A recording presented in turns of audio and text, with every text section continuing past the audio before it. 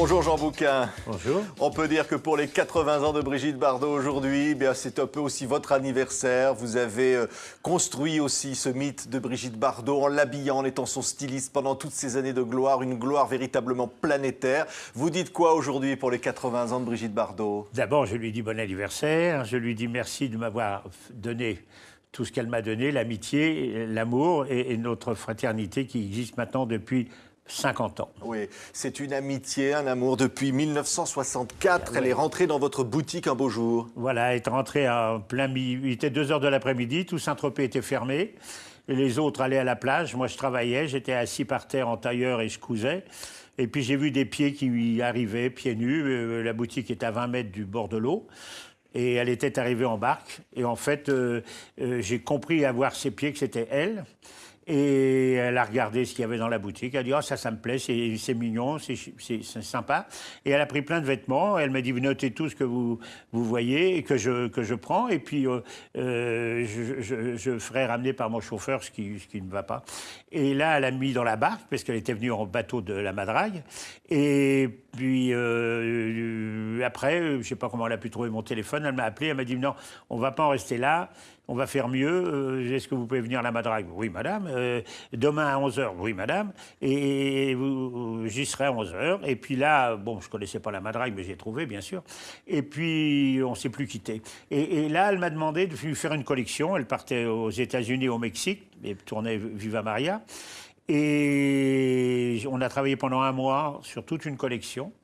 Et puis elle est partie avec ses vêtements et à la rentrée d'octobre, elle a eu la gentillesse, c'était la couverture de Elle a dit « Je suis partie dans mes malles avec tous les vêtements de mon couturier et ami Jean Bouquin ». Et là, il y avait eu 6 pages dans Elle, oui. Donc c'était évident. Ça y est, c'était lancé pour vous et vous n'avez plus cessé cette collaboration, cette amitié. Elle a dit de vous, c'est celui qui le mieux sait m'habiller, me déshabiller, me pavoiser, me déguiser.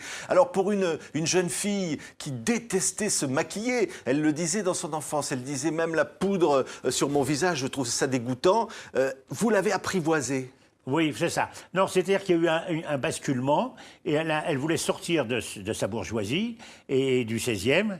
Et moi, qui n'étais pas du 16e, j'ai su lui donner confiance et elle a vu que je ne trichais pas. Et elle ne triche en aucune manière. Nous étions deux sincères et du coup, elle m'a fait confiance, mais totalement. J'ai jamais eu un mot de sa part en disant « Mais non, tu crois que ça va m'aller ?»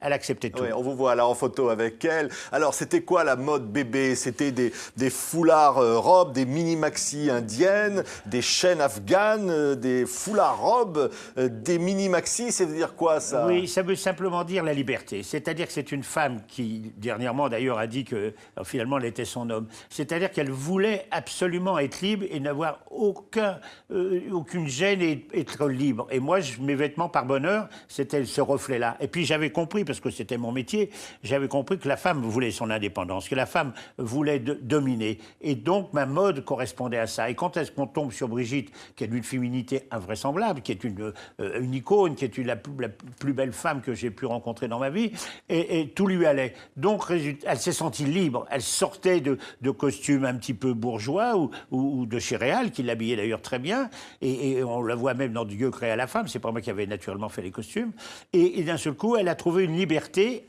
pour être bien. Mais vous savez, ça c'est ma devise, le vêtement, j'ai toujours tenu ça, c'est une deuxième peau. Donc à partir du moment, elle se revêtait. Oui. Et pourtant, Jean Bouquin, voilà, ça c'est, regardez, la femme la plus belle du monde, elle n'était pas toujours habillée, hein? Non, mais personnellement, moi je l'ai toujours vue habillée, j'en ai jamais déshabillée. Et elle, j'étais ravi de l'habiller, parce que la déshabiller, j'avais plus de... Mais se déshabiller, vous dites, c'était pas son truc. Pourtant, Brigitte, toute nue, c'est quand même quelque chose. Oui, mais elle est pudique, d'abord. Elle a dit qu'elle n'avait jamais confiance en elle et qu'elle avait toujours... Et c'est ça qui... Et moi, je crois que c'est ça, sa force. C'est qu'elle était... À l'intérieur, elle n'a pas imposé, elle s'est imposée d'elle-même. Mais elle n'était pas sûre d'elle. Et c'est sa fraîcheur, c'est cette authenticité qui ont fait que, justement, on pouvait penser qu'elle était sûre d'elle. Mais elle n'aimait pas se regarder dans la glace. Et quand elle se regardait dans la glace, elle se disait « Mais pourquoi, finalement, les gens trouvent que j'ai l'allure alors que j'en ai pas, en fait ?» Voilà. Et c'est ça, sa sincérité. C'est son secret. Moi, j'ai découvert que c'était son secret. À partir du moment où on le voit avec les... J'ai habillé le monde entier. J'ai habillé Marlène Dietrich, Greta Garbo, Madame Mick Kennedy. Jagger.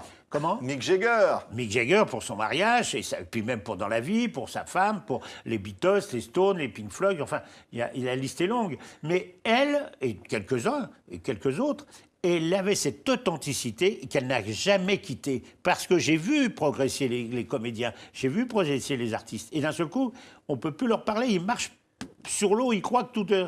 Et elle est restée elle-même. D'une simplicité, oui, comme on voit sur les photos que vous montrez.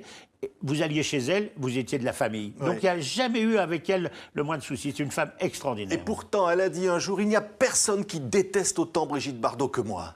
Elle ne s'aimait pas. Voilà, je vous l'ai dit, c'est ça. Mais vous savez que, je ne sais pas comment vous êtes dans la vie, mais moi aussi, je me déteste. Et parce qu'on voudrait s'améliorer. Moi, j'ai un frère, il était beau, il avait toutes les qualités, j'avais aucune qualité. Lui, il a tout, il est peintre, il chantait, il sculptait, il est toujours en vie, heureusement. Et moi, j'étais rien. Et donc, je me sentais vraiment incapable. Et on s'est rencontrés avec Brigitte, deux incapables, et puis elle a fait ce qu'elle avait à faire, voilà. Et alors, en même temps, est-ce qu'elle aimait le cinéma? Est-ce qu'elle aimait ce monde? Des photographes, tout ça? Vous avez tout compris. Non, elle n'aimait pas tout ça. On l'obligeait. Elle a fait les derniers films par amitié, vraisemblablement. Je crois qu'elle n'aimait pas. Elle n'aimait pas jouer la comédie, finalement. Elle voulait toujours être elle-même. Non, je ne crois pas. Je parle en son nom, peut-être qu'elle va m'en vouloir. Mais elle n'aimait pas ça. J'ai travaillé avec elle sur 10 films à partir de 64. Et c'était pour elle un pensum, c'était pas sa passion. Il y a des comédiennes que j'ai connues, et d'un seul coup, ils vibrent, ils sont sur scène, ils sont heureuses. Elle, non. Oui. D'ailleurs, on disait, un peu méchamment, qu'elle n'avait pas la voix qui correspondait, elle n'avait pas tout, qui faisait que les canons de la comédie. Je crois qu'il est monté une fois sur scène, c'était au gymnase, et que elle n'a pas aimé, mais elle n'aimait pas tout ça. Les vêtements, Jean Bouquin, elle a dit, vous, Jean Bouquin, vous avez été l'inventeur, dit-elle, de cette mode extravagante, dite hippie, qu'elle portait avec tant de joie, dit-elle. Vous lui donniez du bonheur, finalement, ce bonheur qu'elle n'avait pas en elle, à travers les vêtements. D'abord, c'est votre gentillesse à vous de me le dire, mais en fait, c'est ce qui s'est passé avec ma mode, c'est que d'un seul coup, les gens, c'est une deuxième peau. Donc, d'un seul coup, les gens sont heureux. Vous savez, les comédiens, ils ont deux personnes qu'ils adorent. Leur coiffeur et leur couturier. Et ils disent miroir, miroir, parce que le soir, il faut être la plus belle. Brigitte me téléphonait, il était 5 h du soir, elle me dit « Jean, mais j'ai rien à me mettre ce soir, c'est une première. » Bon, j'ai dit « Écoute, t'inquiète pas, avant 8 h, tu auras une robe à Avenue Paul Doumer. » Et j'arrivais à Avenue Paul Doumer à 8 h, et je lui apportais 2 robes, parce que je me dis « S'il y en a une qui ne lui plaît pas, l'autre lui plaira. » Et c'est des tissus qu'elle n'avait jamais vus, et des robes qu'elle n'avait jamais vues. Donc, je créais pour elle, mais...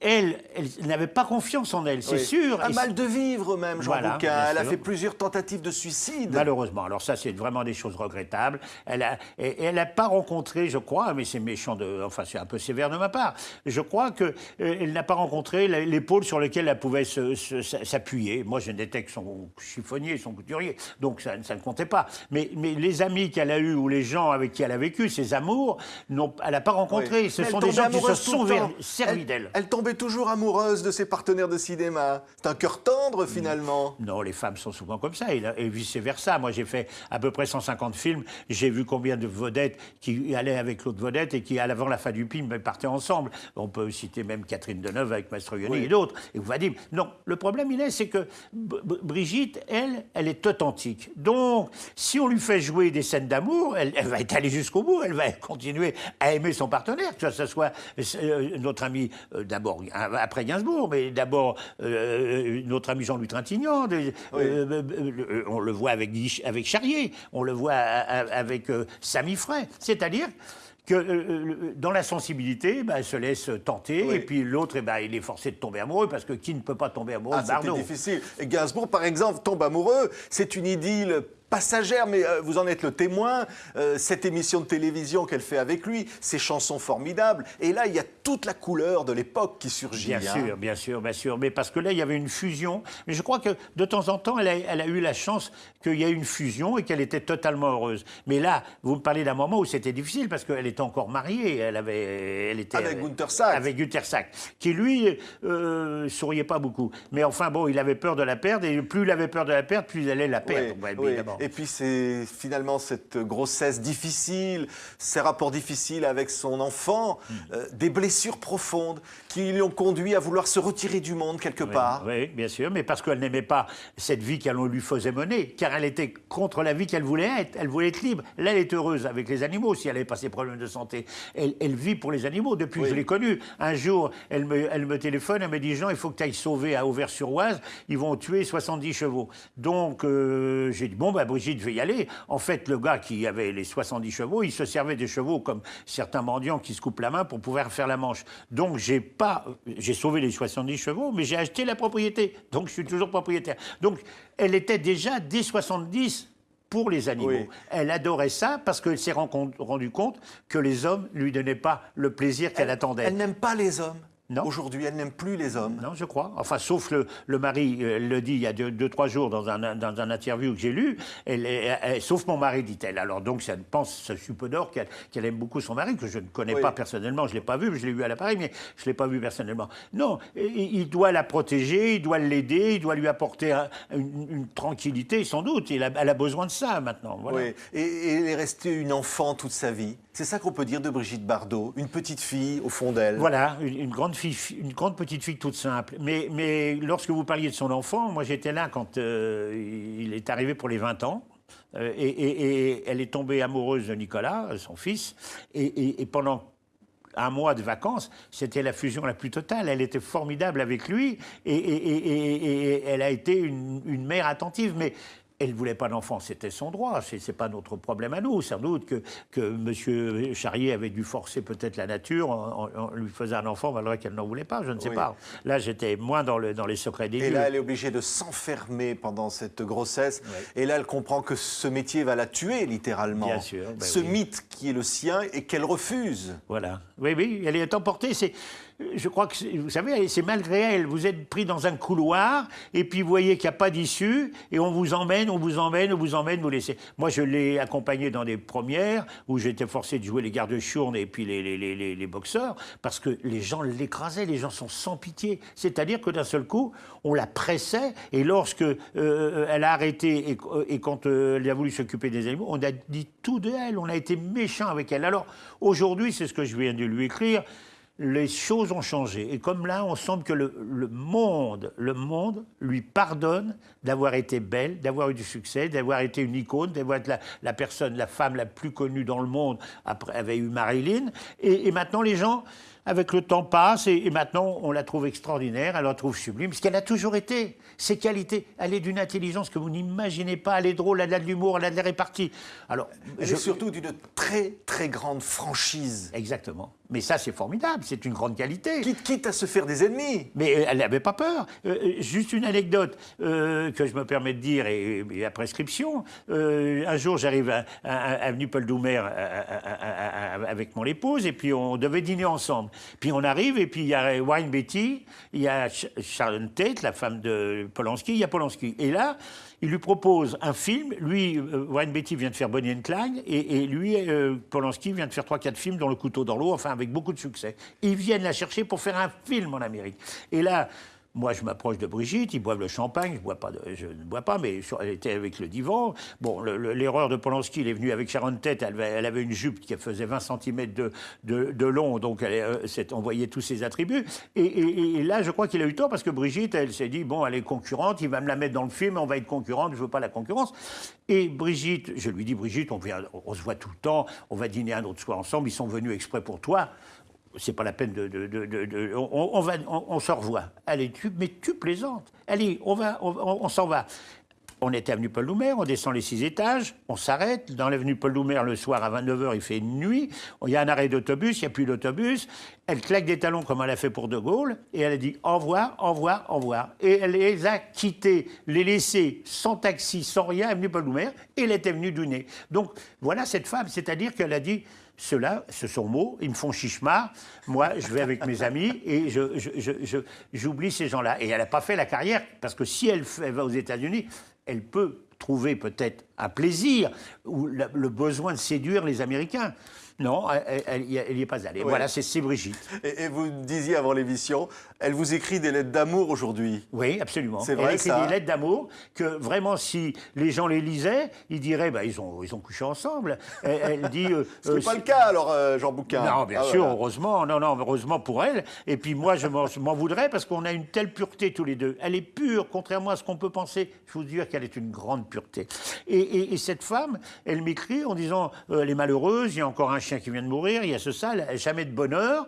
T'allaitement, une fois de plus sauvé. C'est pour ça que je lui écris souvent, parce que j'ai le sentiment, quand soit mes lettres, hop, ça lui redonne du courage. Bon, il n'y a pas sans doute que les miennes. Et elle me dit ce soir, je vais m'endormir en pensant à nous, en pensant à toi, je t'aime. Donc, personnellement, vous pensez que... voilà. Mais en tout cas, ce n'est pas le cas. On est frères et sœurs. Il peut y arriver. Elle m'appelle. Elle m'a appelé des fois à 4 h du matin. Elle m'appelle à 5 h du matin. Elle m'appelle... Et là, il y a un certain temps que je ne l'ai pas vue. Et moi, je suis à Paris avec un théâtre. Et elle est avec ses animaux. Je lui dis toujours, mon théâtre est à toi si tu as besoin de faire des conférences ou quoi que ce soit. Avec la Fondation, elle ne quitte pas beaucoup Saint-Tropez parce qu'elle a du mal à marcher. Elle sait qu'elle peut, comme elle a toujours fait pendant des années, quelqu'un de fidèle et peut m'appeler à tous les moments. Moi, j'étais là pour ses 40 ans, ses 50 ans, ses 60 ans. Ça restera un mythe envers et contre tout, et envers Bien elle évidemment, aussi. bien évidemment. Finalement, même si elle ne le veut pas. Malgré elle. Malgré elle, mais c'est évident, personne ne l'a remplacée. Il n'y a que des succès d'année, il n'y a que des ersatz. Je n'ai pas rencontré depuis une personne qui était comme elle. Il n'y en a pas. Voilà. Eh bien, regardez, voici Paris Match, la petite fiancée de Paris Match. C'est un magnifique ouvrage. Et puis Bardot, après Bardot, vous en parliez, elle est toujours à la madrague avec ses animaux. Et puis le Brigitte Bardot de Yves Bigot, la biographie définitive. Un livre très courageux qu'il a fait avec beaucoup de talent, en dehors des modes. C'est, à mon avis, le seul livre qui parle vraiment de Brigitte comme elle est. J'en ai pas lu d'autres qui étaient aussi directs et aussi sincères qu'est Brigitte. Merci beaucoup, Jean Bouquin, d'être venu témoigner aujourd'hui. Je vous en prie, c'est mon plaisir.